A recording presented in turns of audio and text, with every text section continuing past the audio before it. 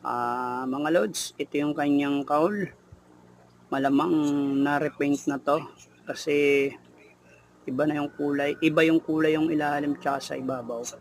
Pero maganda yung kulay niya. Kulay green na may glitters. Pero papalitan ko rin naman para maging full white yung kanyang chassis kasi full white para maganda. Yan no, kulay red siya o ano, nirepaint na siya. Original Tamiya siya sa aking Pro Stock. Linisin ko kasi masyadong madumi sa dating amo. Siyempre galing sa karera, kaya kailangan linisin natin para maganda naman ang attract niya. Ganda siya tingnan. Ganda, di ba? Oh, may mga glitters pa. Sige mga lods,